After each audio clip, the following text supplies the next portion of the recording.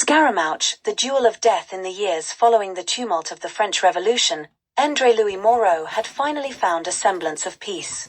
He and Aline de Cacadieu were married in a quiet ceremony in Gavrillac, choosing to live away from the politics and strife that had consumed so much of their lives. They retreated to a modest estate in the Loire Valley, surrounded by the rolling vineyards and gentle hills that promised a quieter life. But peace is fleeting, and the spectre of vengeance looms eternal. It began with whispers of unrest in the northern provinces, a resurgence of brigands and displaced noblemen forming shadowy cabals to reclaim lost titles and fortunes.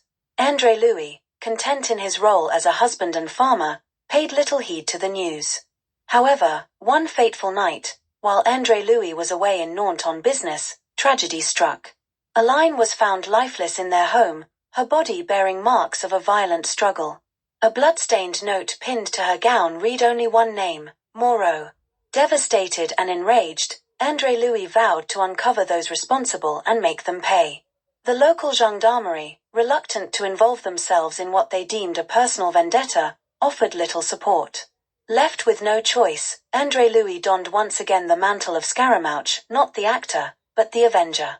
André Louis began his investigation in the Loire Valley, piecing together the threads of a conspiracy. Rumors swirled about a group known as Les Ambers, the Shadows, composed of disenfranchised nobles and mercenaries, men who thrived on chaos and sought vengeance against those who had profited from the revolution. Among their number was said to be a man named Vicomte Armand de Talleyrand, a former associate of the Marquis de la Tour d'Aza. His name surfaced repeatedly as the mastermind behind Les Ambers. Armed with this knowledge, André Louis set out for the northern regions of France, where de Talleyrand was last seen. His journey took him through towns ravaged by banditry and fear, where the peasants spoke in hushed tones of Les Ambers. They described brutal raids, villages burned to the ground, and a group of riders led by a shadowy figure with a scarred face. In a decrepit inn outside the town of Amiens, André Louis encountered Lucien Duval, a disillusioned former soldier who had been ambushed by Les Ambers and left for dead. Lucien, a man of sharp wit and sharper blade, agreed to accompany André Louis in his quest for vengeance. The two became unlikely allies, united by their shared hatred for de Talleyrand and his men.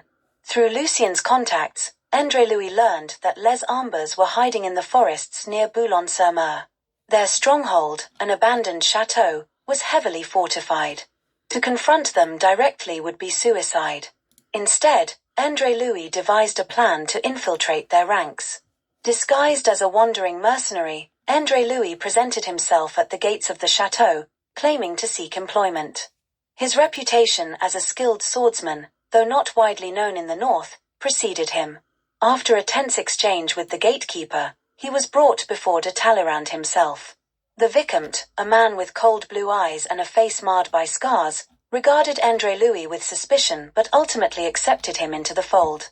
Over weeks, André Louis gained the trust of the men within the chateau, all the while gathering intelligence on their operations.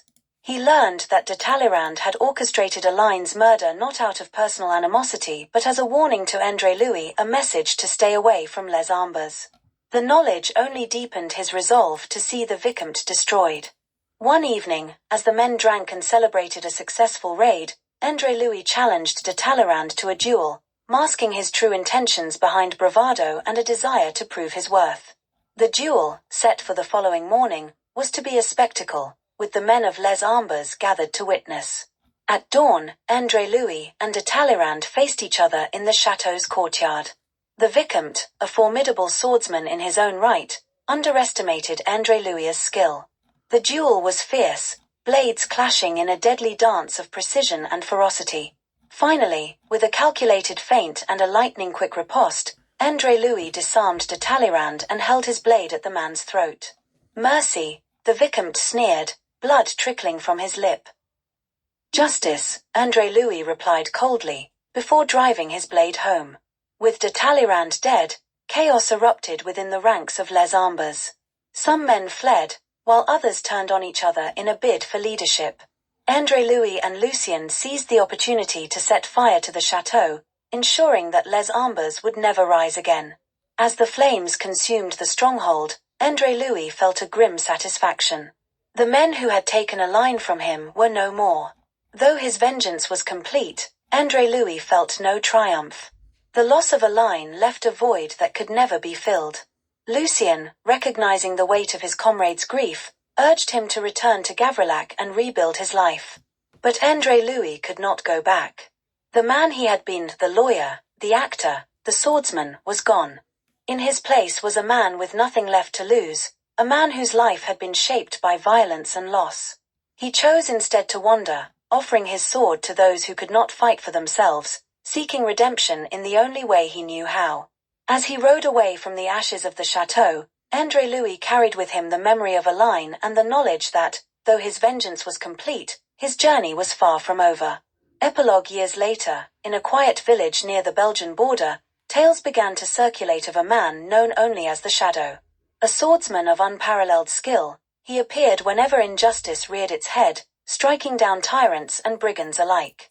Some said he was a ghost, others believed him to be a man seeking penance for sins long past. But those who knew him, those who had fought beside him or crossed blades with him, knew the truth. He was Scaramouche. And though he no longer wore the mask, his legend would endure.